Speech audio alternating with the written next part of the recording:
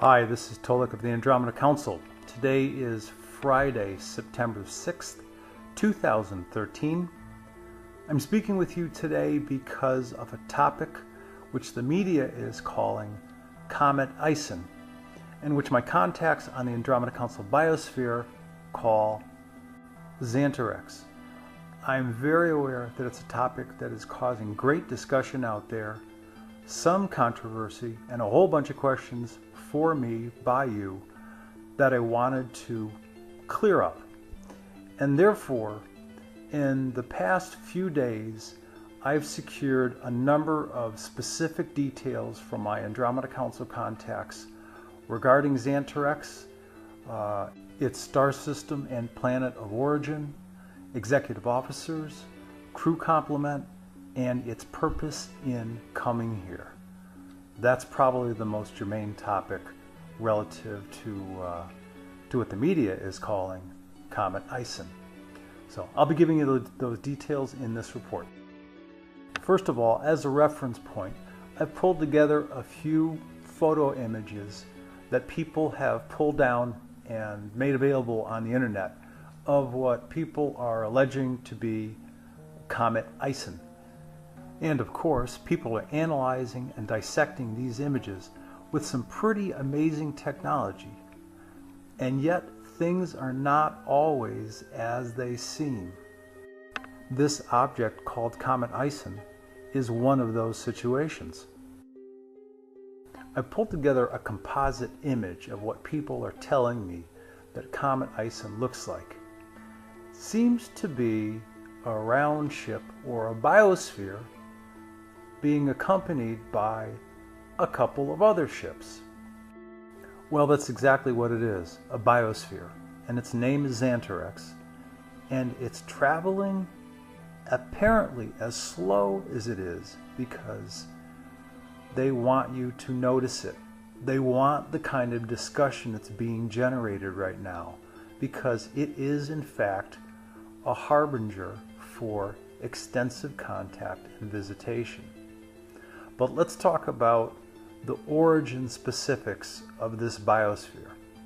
It came out of the Cygnus constellation Deneb star system, which is the number 9 senior member of the Andromeda Council, and therefore a member also of the Galactic Federation. Its home planet is Palka. In this next slide, I'm showing you a mock-up that I made of what the biosphere looks like, at least if you take away the external glow. Now here are the specifics on it. Its diameter is 300 miles. There are 100 executive officers.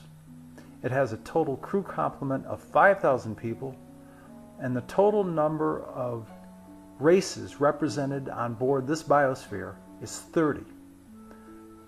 Also, please understand that this biosphere includes the member races of the 4 aligned visiting Andromeda Council planets, which will be visiting with the people of Earth, and they include Ventra, Nicote, Toleka, and Retol.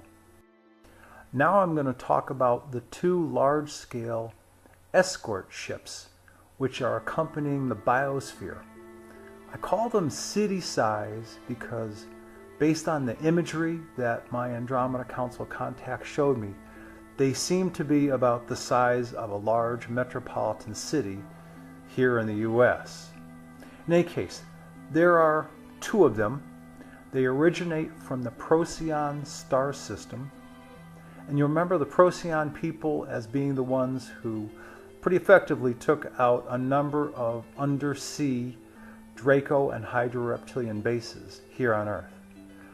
Now, it makes sense that these large-scale ships from Procyon were assigned to this mission as escorts, because if the remaining Draco and Hydra reptilian leaders and the few forces they have left on planet decide an overt power takeover or some kind of attack, these ships from Procyon stand ready to step in and take care of any situation that might arise like this one I just described. So these are in fact the two ships that are escorting the biosphere Xantarex.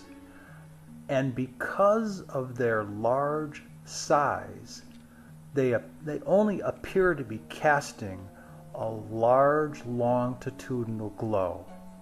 And especially at the angle they are traveling at. Keep in mind they're almost perpendicular to the biosphere in terms of their travel pattern. And next I will address the importance of what this pattern means. There is a very specific reason for the travel pattern, or maybe we want to call it the organization and layout of these three ships as they're heading toward Earth space. I'm going to give you a reference. A lot of you probably are familiar with the concept of sacred geometry. And one of the, let's call it symbols of sacred geometry in a few forms is that of a globe or a sphere inside of a triangle. Well, if you look at the travel pattern or the organization and layout of the biosphere and these two escort ships, you in fact have an orb or a sphere, and at two perpendicular angles you have one escort ship and another escort ship.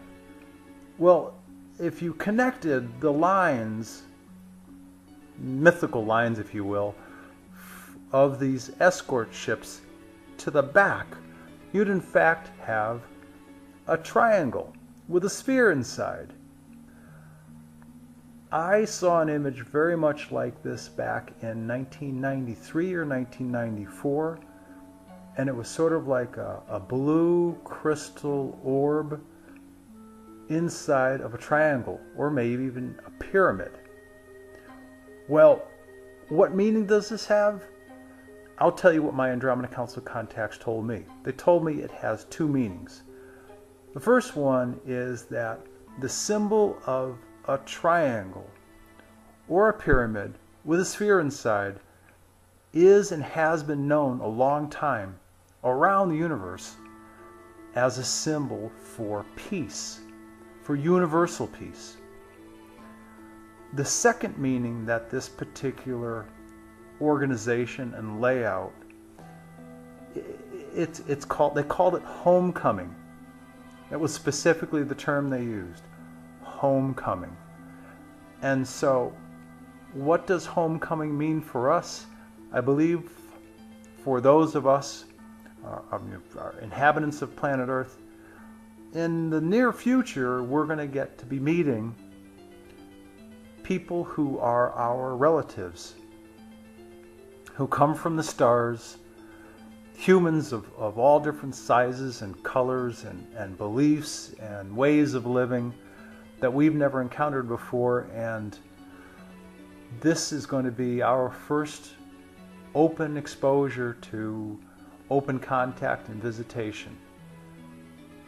That is the purpose of this biosphere and these two escort ships as they head toward Earth space.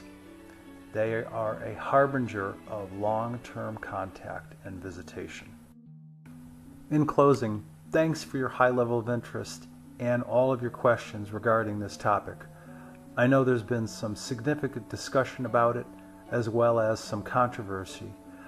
But that's a good thing, that a topic like this, a topic essentially called First Contact, is generating so much discussion. That's a good thing.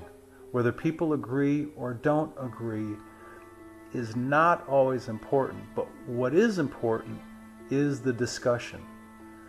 Because keep in mind that especially regarding a subject matter, an elusive one like the topic of extraterrestrial life, things are not always as they seem. And this is one of those cases. But the good news is first contact and visitation is not far off, and this collection of ships is in fact the harbinger for that new beginning in the history of our planet. That's it from here. I hope this report proved helpful as well as being insightful. Until next time, take care and wo dakote. Peace to you all.